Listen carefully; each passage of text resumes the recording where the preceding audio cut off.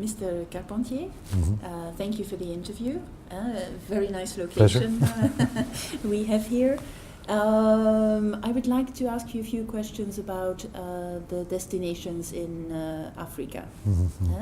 Could you maybe start by telling the viewers of the European Times website which are the destinations that you frequent in Africa?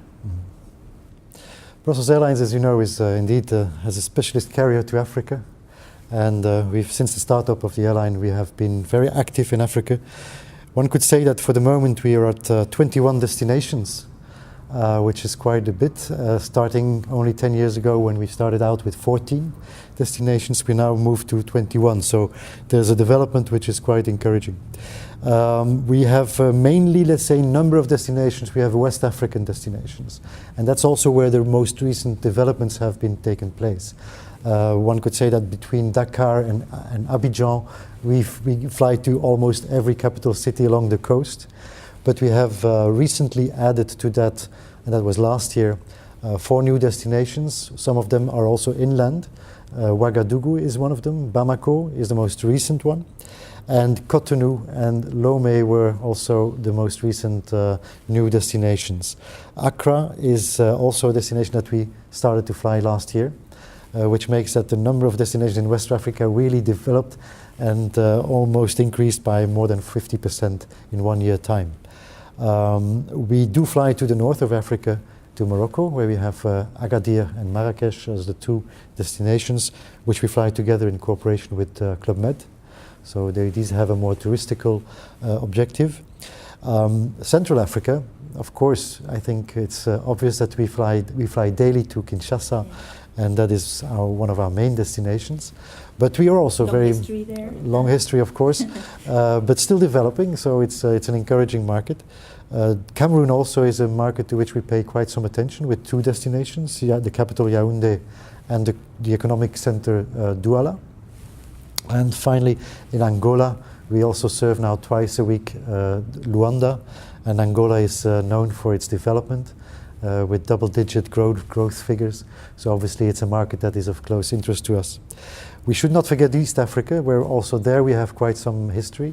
The predecessor airline also, Sabina, also flew there quite frequently, and we now serve Nairobi, Entebbe in Uganda, and Kigali and Bujumbura. Those are the nice places that we fly to in East Africa. So another point is in serving all these destinations is cargo. As an airline, we do not always only transport passengers with their baggage, but also we have some room for cargo. And cargo north-south is pretty high in demand, and now we're working very hard with all the exporters from those African countries, where primarily we talk about fresh vegetables and fruits, to be transported from these countries to the markets in Europe. As Brussels Airlines, together with our partners in cargo, we've developed quite a specific concept which makes that we're almost the first ones to have the produce on the fresh market in Paris. It's something we are better at than our competitors. So, and luckily this has also helped us develop that traffic and contributes well and nicely to our profitability in that region. And also, of course, to the countries, it's important because they can benefit from, let's say, the best conditions in which their produce are being sold on the European markets. So that is very, very important. You were saying before, Mr. Carpentier, that there's a long history between your company and African countries. So there must be an advantage as well for you as for those African countries. Could you maybe elaborate a little bit on that? Yeah, I think first of all, the history is certainly there. We have had quite some history with all the different African destinations and countries. We have been developing that as our sole long network, which is also an advantage because I think you build up some kind of a know-how on how you have to do these things to those destinations. It's also an advantage to have many destinations on the same continent because then you're from both ends for the customers considered as a specialist. One proof of that is that we have almost 500 people working in Africa. Because we consider not only the selling of a ticket important, we also want the customer to be happy when he's at destination and that he's properly helped. And of course we can now say that in all of these destinations our own people are doing or delivering that service to the customer. They can find us in any city. We have city ticketing offices with staff from Brussels Airlines who is welcoming our customers. So that's an important part. We also are part of a larger network. I mean, we are now part of Star Alliance through our, let's say, we belong to the Lufthansa group, and through that we also became a member of Star Alliance, which means that we are, let's say, the component within Star Alliance specialist to Africa.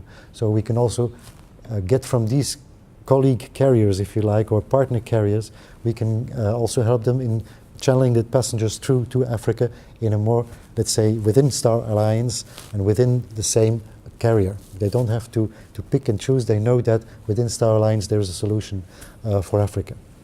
So those are main things. We try to develop also things, because if we invest more into Africa, it also allows us to improve the product. One of these things is, for instance, the direct services. We'd like to increase the direct flights from Brussels to the African destinations. We've done some of those improvements last summer when we started to fly directly to Kinshasa, and we are still working on improving that program.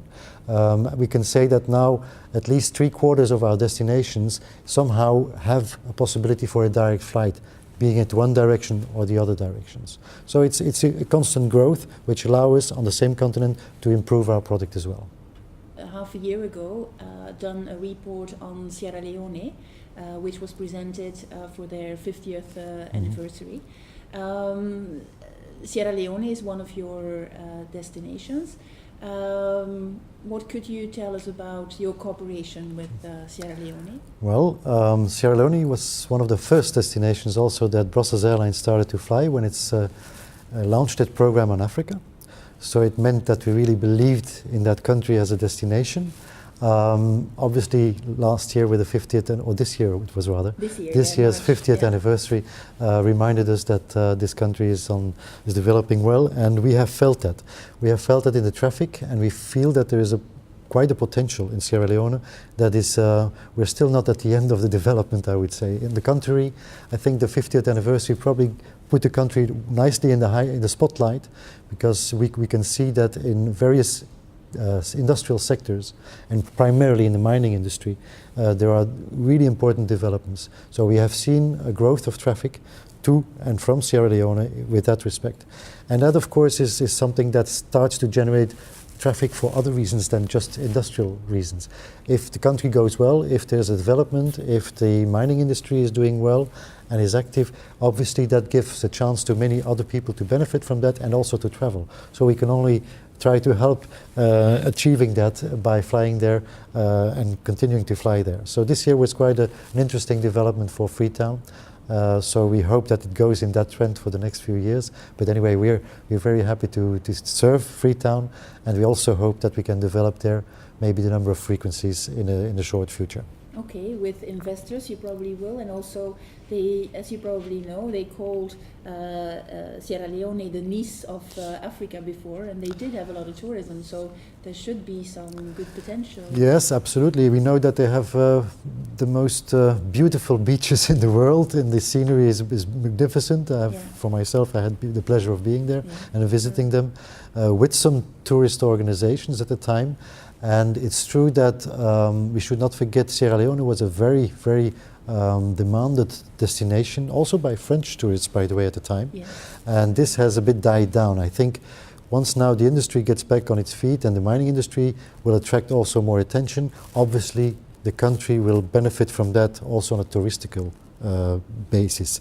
They need to do some work in infrastructural work. I think we can say that we have a bit of lack of hotel infrastructure and accommodation, but I'm sure with the right investors, when we find these, and we hear that there is some interest already, that this will come about. And